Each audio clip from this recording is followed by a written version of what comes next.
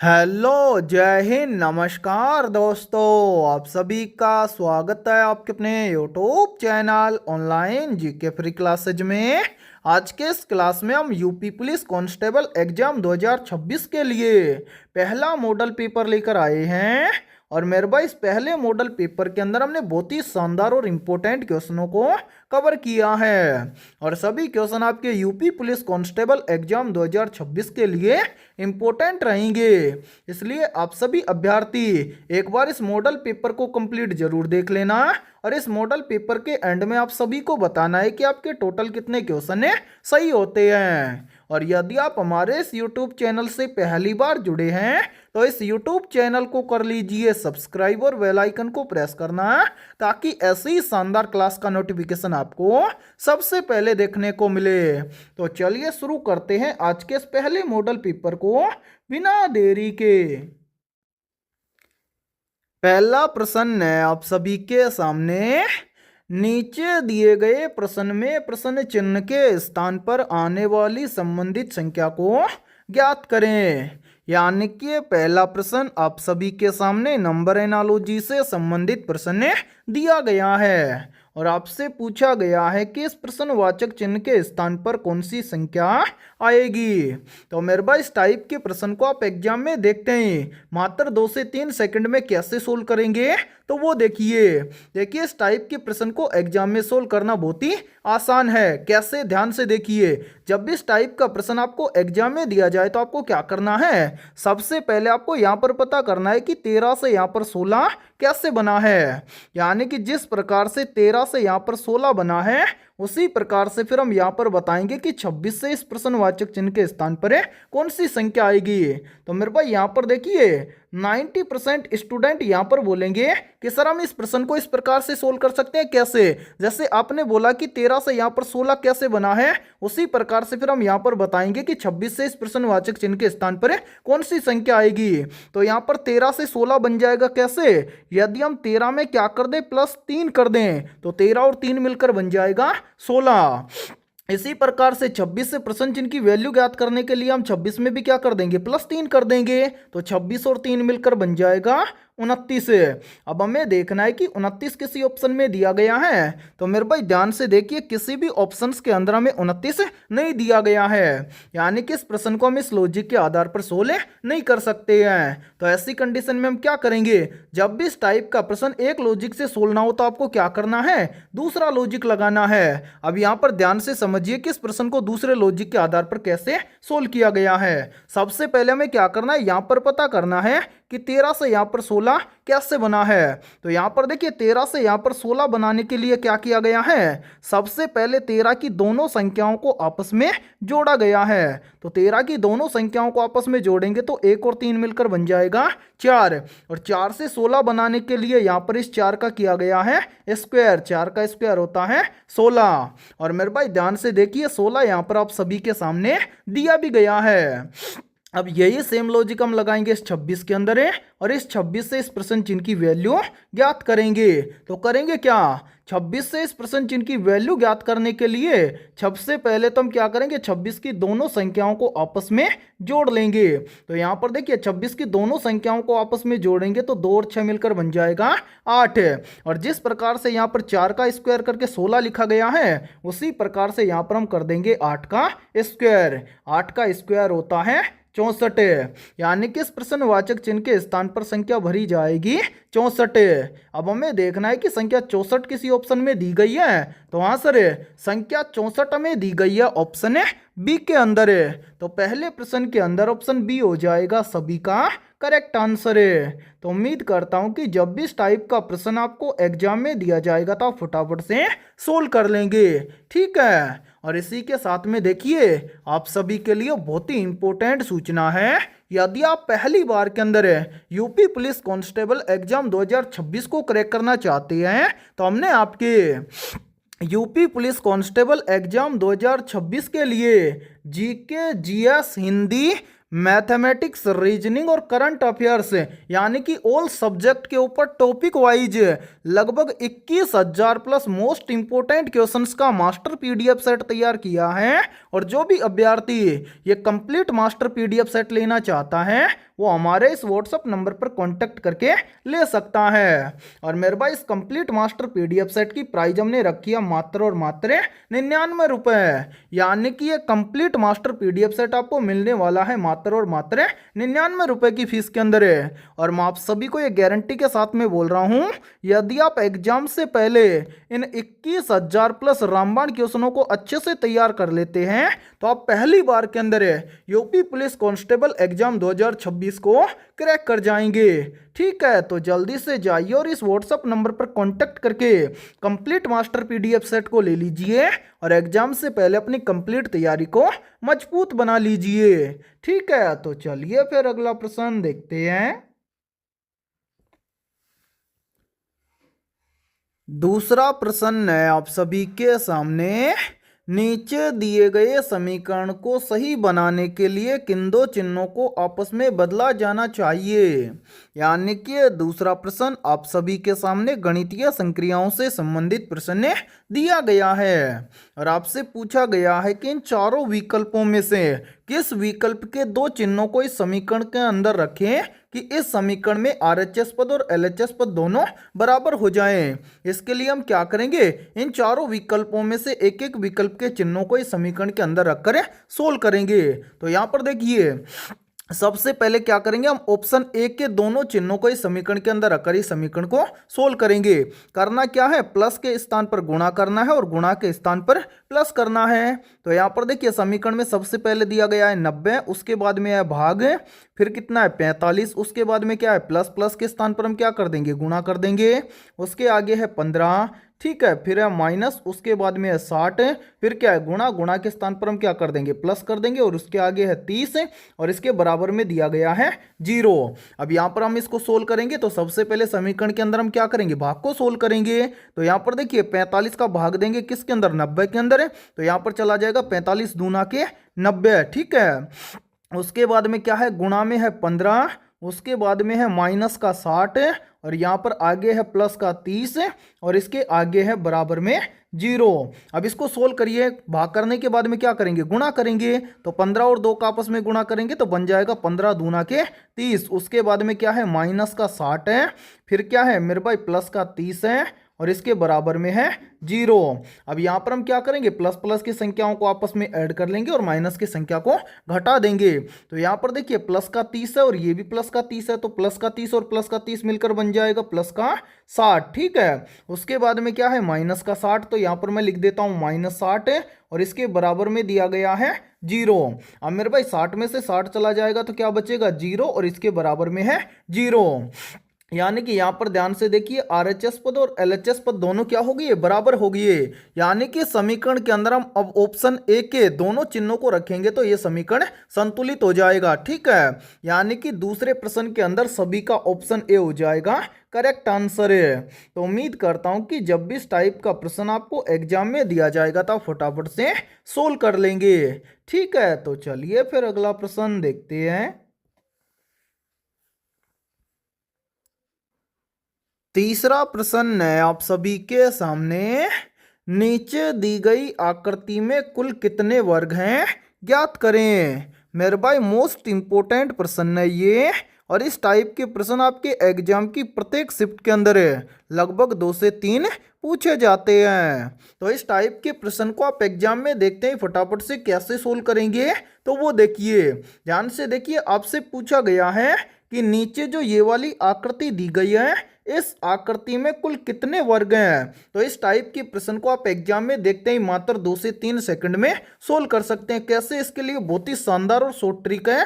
तो ट्रिक क्या है वो देखिए मेरे भाई। जब भी आपसे पूछा जाए कि नीचे दी गई आकृति में कुल कितने वर्ग हैं तो ये वाली ट्रिक आपको हमेशा याद रखनी है मेरे भाई। यहाँ पर ध्यान से देखिए, जब भी आपको इस तरह की आकृति दिखाई दे तो मेरे भाई याद रखना ऐसी एक आकृति में वर्गों की संख्या होती है 5। अब 5 वर्ग कैसे होते हैं तो वो ध्यान से देखिए आप।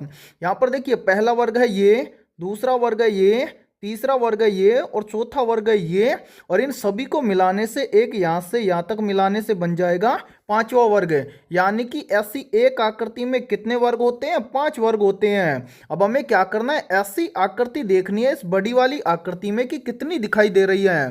तो मेरे पास यहाँ पर ध्यान से देखिए, यहाँ पर देखिए एक आकृति तो बन रही है ये वाली, ठीक है, यहां से यहां तक ध्यान से देखना, इसको मैं यहां से यहां तक मिला देता हूं ये वाली, ठीक है। इसी के अलावा ध्यान से देखिए, कलर चेंज के देखते हैं।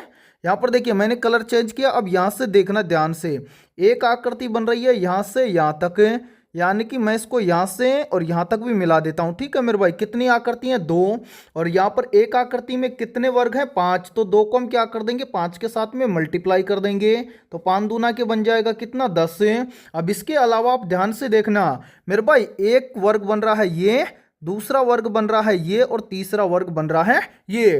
तो यहाँ पर हम क्या कर देंगे, 10 के अंदर +3 कर देंगे, तो 10 और 3 मिलकर बन जाएगा 13। यानी कि हमारे सामने जो ये वाली आकृति दी गई है, इस आकृति में कुल वर्ग हैं 13। अब हमें देखना है कि 13 किसी ऑप्शन में दिए गए हैं, तो आंसर 13 में दिया गया है ऑप्शन बी के अंदर।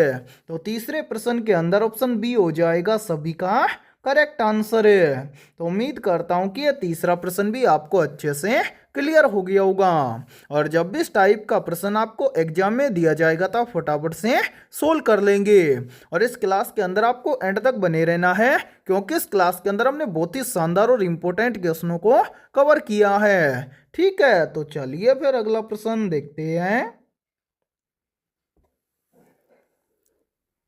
चौथा प्रश्न है आप सभी के सामने, नीचे दिए गए विकल्पों में से उस विकल्प का चयन करें जो प्रश्न चिन्ह के स्थान पर आएगा। यानी कि चौथा प्रश्न आप सभी के सामने एनालॉजी से संबंधित प्रश्न दिया गया है और आपसे पूछा गया है कि जिस प्रकार से थर्मामीटर का संबंध तापमान के साथ में, उसी प्रकार से ओपिसोमीटर का संबंध के शब्द के साथ में होगा। तो इस टाइप के प्रश्न को आप एग्जाम में देखते हैं, मात्र 2 से 3 सेकंड में कैसे सोल्व करेंगे तो वो देखिए जब इस टाइप का प्रश्न आपको एग्जाम में दिया जाए तो आपको क्या करना है, सबसे पहले आपको यहाँ पर देखना है संबंध, यानी कि थर्मामीटर और तापमान इन दोनों के बीच में क्या संबंध है।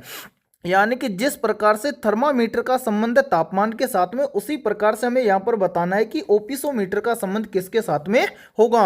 तो यहाँ पर मेरे भाई थर्मामीटर का तापमान के साथ में क्या संबंध है, तो ध्यान से देखिए, थर्मामीटर की सहायता से मापा जाता है तापमान, उसी प्रकार से हमें यहाँ पर बताना है कि ओपिसोमीटर की सहायता से क्या मापा जाता है।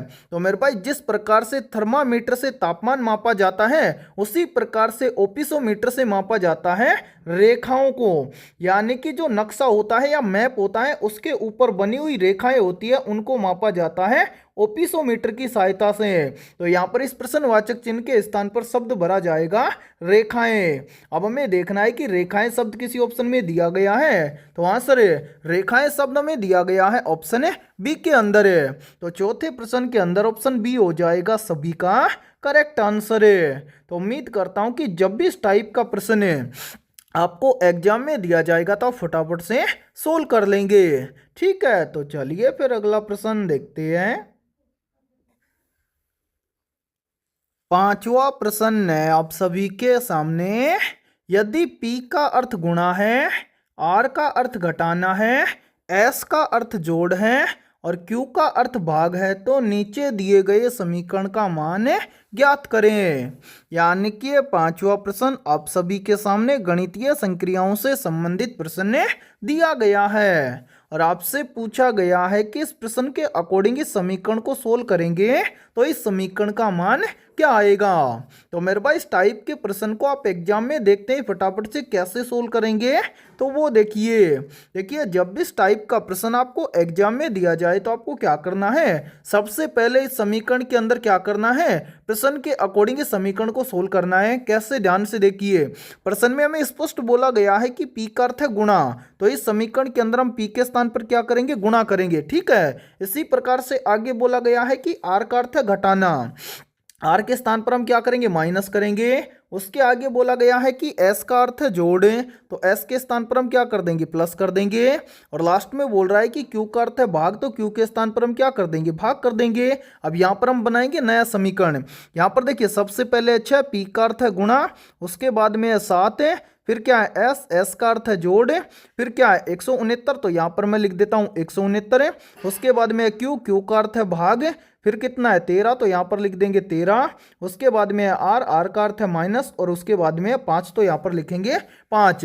अब इस समीकरण को सोल्व करके इसका मान हमें ज्ञात करना है। कैसे ज्ञात करेंगे, देखिए समीकरण में सबसे पहले हम क्या करेंगे, भाग को सोल्व करेंगे। तो यहाँ पर हम क्या करेंगे, 13 का भाग देंगे 169 के अंदर है, तो यहाँ पर चला जाएगा, यानी कि 13 का भाग 169 में देंगे तो यहाँ पर आ जाएगा 13। ठीक है, भाग देने के बाद में क्या करेंगे, गुणा करेंगे। तो यहाँ पर देखिए 6 और 7 का आपस में गुणा करेंगे, तो यहाँ पर बन जाएगा 7 छिके 42। ठीक है, इन दोनों के बीच में क्या है, प्लस है, और लास्ट में क्या बच रहा है, माइनस का 5।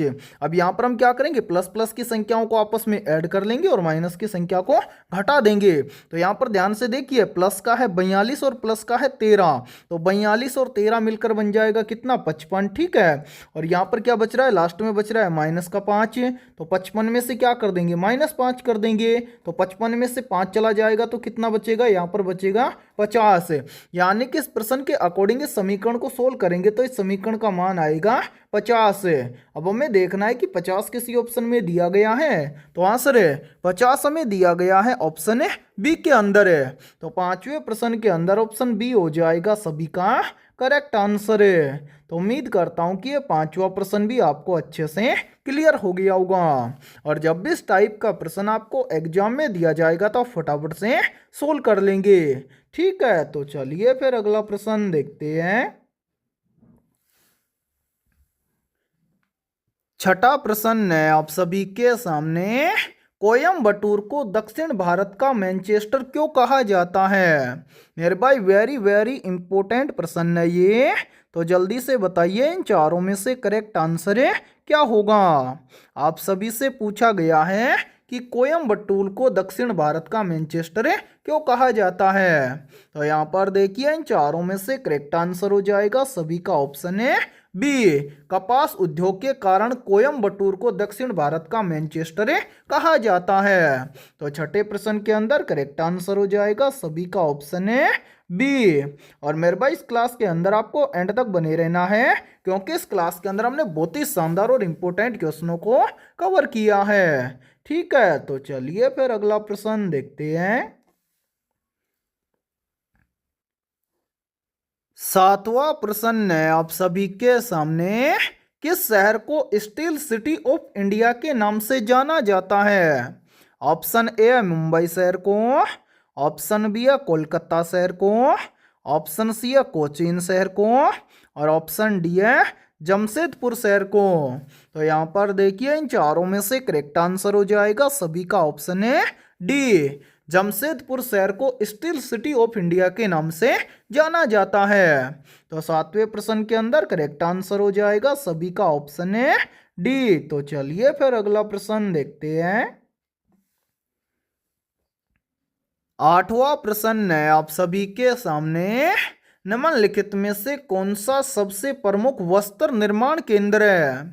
ऑप्शन ए है कर्नाटक, ऑप्शन बी है महाराष्ट्र, ऑप्शन सी है ओडिशा, और ऑप्शन डी है असम या फिर असम।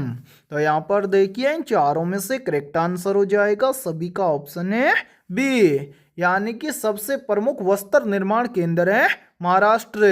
तो आठवें प्रश्न के अंदर करेक्ट आंसर हो जाएगा सभी का ऑप्शन है बी। तो चलिए फिर अगला प्रश्न देखते हैं। नौवां प्रश्न है आप सभी के सामने, निम्नलिखित में से किस शहर को राजस्थान का सफेद शहर कहा जाता है। मेरे भाई मोस्ट इंपोर्टेंट प्रश्न है ये, तो जल्दी से बताइए इन चारों में से करेक्ट आंसर क्या होगा। आप सभी से पूछा गया है कि निम्नलिखित में से किस शहर को राजस्थान का सफेद शहर कहा जाता है। तो यहाँ पर देखिए इन चारों में से करेक्ट आंसर हो जाएगा सभी का ऑप्शन है सी, यानी कि उदयपुर शहर को राजस्थान का सफेद शहर कहा जाता है। तो नौवे प्रश्न के अंदर करेक्ट आंसर हो जाएगा सभी का ऑप्शन है सी। तो चलिए फिर अगला प्रश्न देखते हैं। 10वां प्रश्न है आप सभी के सामने। आंध्र प्रदेश का विजयवाड़ा शहर किस नदी के किनारे स्थित है? ऑप्शन ए कावेरी नदी के किनारे, ऑप्शन बी है गोदावरी नदी के किनारे, ऑप्शन सी है महानदी के किनारे और ऑप्शन डी है कृष्णा नदी के किनारे। तो यहाँ पर देखिए इन चारों में से करेक्ट आंसर हो जाएगा सभी का ऑप्शन है डी। आंध्र प्रदेश का विजयवाड़ा शहर कृष्णा नदी के किनारे स्थित है। तो 10वें प्रश्न के अंदर करेक्ट आंसर हो जाएगा सभी का ऑप्शन है डी। और मेरे भाई इसी के साथ में देखिए आप सभी के लिए बहुत ही इंपॉर्टेंट सूचना है।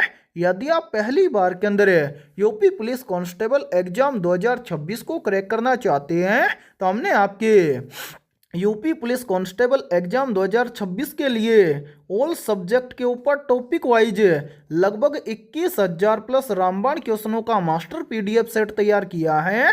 और जो भी अभ्यर्थी ये कंप्लीट मास्टर पीडीएफ सेट लेना चाहता है वो हमारे इस व्हाट्सएप नंबर पर कांटेक्ट करके ले सकता है। व्हाट्सएप नंबर है 7374826893। ये हमारा व्हाट्सएप नंबर है। इस व्हाट्सएप नंबर पर आप कांटेक्ट करके इस कंप्लीट मास्टर पीडीएफ सेट को ले सकते हैं। और मेरे भाई इस कंप्लीट मास्टर पीडीएफ सेट की प्राइस हमने रखी है मात्र और मात्र 99 रुपये, यानी कि 99 रुपये की फीस के अंदर आपको ये कंप्लीट मास्टर पीडीएफ सेट मिलने वाला है। और मैं आप सभी को ये गारंटी के साथ में बोल रहा हूँ यदि आप एग्जाम से पहले इन 21,000 क्वेश्चनों को अच्छे से तैयार कर लेते हैं तो आप पहली बार के अंदर यूपी पुलिस कांस्टेबल एग्जाम 2026 को क्रैक कर जाएंगे। और सभी क्वेश्चन आपको फुल सॉल्यूशन के साथ में मिलने वाले हैं। ठीक है, तो जल्दी से जाइए और इस व्हाट्सएप नंबर पर कांटेक्ट करके कंप्लीट मास्टर पीडीएफ सेट को ले लीजिए और एग्जाम से पहले अपनी कंप्लीट तैयारी को मजबूत बना लीजिए। ठीक है, तो चलिए फिर अगला प्रश्न देखते हैं। 11वां प्रश्न है आप सभी के सामने। उत्तर प्रदेश पुलिस का मुख्यालय कहाँ स्थित है?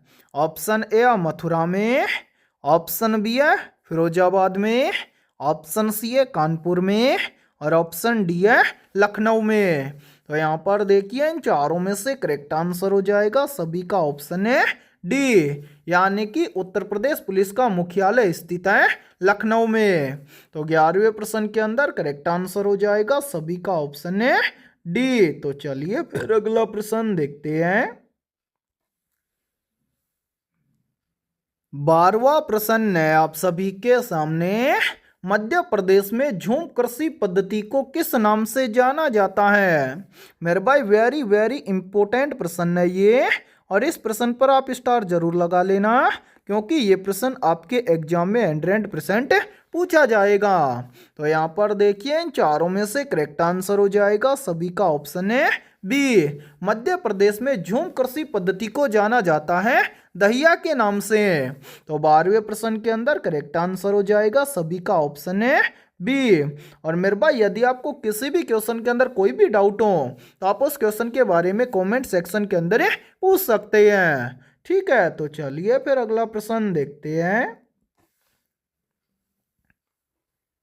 13वां प्रश्न है आप सभी के सामने। निम्नलिखित में से कौन सा उत्तर प्रदेश का मुख्य भौगोलिक विभाग नहीं है? तो यहाँ पर देखिए इन चारों में से करेक्ट आंसर हो जाएगा सभी का ऑप्शन है डी, यानी कि उत्तर प्रदेश का मुख्य भौगोलिक विभाग नहीं है दक्कन का पठार है। तो 13वें प्रश्न के अंदर करेक्ट आंसर हो जाएगा सभी का ऑप्शन है डी। और मेरे भाई बाकी आप याद रखना भाबर क्षेत्र, तराई क्षेत्र और गंगा का मैदान, ये तीनों के तीनों क्या है उत्तर प्रदेश के मुख्य भौगोलिक विभाग हैं। ठीक है, तो चलिए फिर अगला प्रश्न देखते हैं। 14वां प्रश्न है आप सभी के सामने। अंधे की लाठी मुहावरे का सही अर्थ क्या है? ऑप्शन ए है लाठी से मारना, ऑप्शन बी है एकमात्र सहारा, ऑप्शन सी है अंधा व्यक्ति और ऑप्शन डी है कमजोरी होना। तो यहाँ पर देखिए इन चारों में से करेक्ट आंसर हो जाएगा सभी का ऑप्शन है बी। अंधे की लाठी मुहावरे का अर्थ है एकमात्र सहारा। तो 14वें प्रश्न के अंदर करेक्ट आंसर हो जाएगा सभी का ऑप्शन है बी। और मेरे भाई यहाँ पर देखिए आप सभी के लिए बहुत बहुत महत्वपूर्ण सूचना है। यदि आप पहली बार के अंदर यूपी पुलिस कांस्टेबल एग्जाम 2026 को क्रैक करना चाहते हैं तो हमने आपके यूपी पुलिस कांस्टेबल एग्जाम 2026 के लिए ऑल सब्जेक्ट के ऊपर टॉपिक वाइज लगभग 21,000 प्लस रामबाण क्वेश्चनों का मास्टर पीडीएफ सेट तैयार किया है। और जो भी अभ्यर्थी कंप्लीट मास्टर पीडीएफ सेट लेना चाहता है वो हमारे इस व्हाट्सएप नंबर पर कॉन्टेक्ट करके ले सकता है। व्हाट्सएप नंबर है 7374826893। ये हमारा व्हाट्सएप नंबर है। इस व्हाट्सएप नंबर पर आप कांटेक्ट करके इस कंप्लीट मास्टर पीडीएफ सेट को ले सकते हैं। और मेरे भाई इस कंप्लीट मास्टर पीडीएफ सेट की प्राइस हमने रखी है मात्र और मात्र 99 रुपये, यानी कि 99 रुपये की फीस के अंदर आपको ऑल सब्जेक्ट के ऊपर 21,000 प्लस रामबाण क्वेश्चनों का मास्टर पीडीएफ सेट मिलने वाला है। और मैं आप सभी को ये गारंटी के साथ में बोल रहा हूँ यदि आप एग्जाम से पहले इन 21,000 क्वेश्चनों को अच्छे से तैयार कर लेते हैं तो मेरे भाई आप पहली बार के अंदर आपके एग्जाम को क्रैक कर जाएंगे। यानी कि लगभग ज़्यादातर क्वेश्चन आपको इन्हीं क्वेश्चनों में से एग्जाम के अंदर क्वेश्चन देखने को मिलेंगे। तो जो भी अभ्यर्थी कंप्लीट मास्टर पीडीएफ सेट लेना चाहता है दिए गए व्हाट्सएप नंबर पर कॉन्टेक्ट करके ले सकता है और एग्जाम से पहले अपनी कंप्लीट तैयारी को मजबूत बना सकता है। ठीक है, तो चलिए फिर अगला प्रश्न देखते हैं। 15वां प्रश्न है आप सभी के सामने निम्नलिखित में से अग्नि का पर्यायवाची शब्द क्या है। तो यहाँ पर देखिए इन चारों में से करेक्ट आंसर हो जाएगा सभी का ऑप्शन है ए। अग्नि का पर्यायवाची शब्द है पावक। तो 15वें प्रश्न के अंदर करेक्ट आंसर हो जाएगा सभी का ऑप्शन है ए। तो मेरे भाई आज की इस क्लास के अंदर इतना ही। यदि ये क्लास आपको पसंद आई है तो जल्दी से एक बार इस क्लास को लाइक कर दीजिए। और यदि आप हमारे इस YouTube चैनल से पहली बार जुड़े हैं तो इस YouTube चैनल को कर लीजिए सब्सक्राइब और बेल आइकन को प्रेस करना ताकि ऐसी ही शानदार क्लास का नोटिफिकेशन आपको सबसे पहले देखने को मिले। और मेरे भाई यहाँ पर देखिए ये हमारा एक छोटा सा ड्रीम है और यदि आप हमारे इस ड्रीम के अंदर आप हमारी सहायता करना चाहते हैं तो आप हमारे इस क्यूआर कोड को स्कैन करके आप हमारी मदद कर सकते हैं। ठीक है, और यदि आपको किसी भी एग्जाम के लिए कोई भी मास्टर पीडीएफ सेट लेना चाहते हैं तो पीछे दिए गए व्हाट्सएप नंबर पर आप कांटेक्ट करके ले सकते हैं। और यदि आप हमारे इस क्यूआर कोड को स्कैन करके हमारी मदद करेंगे तो हमारा ये ड्रीम जल्दी ही पूरा हो जाएगा। ठीक है।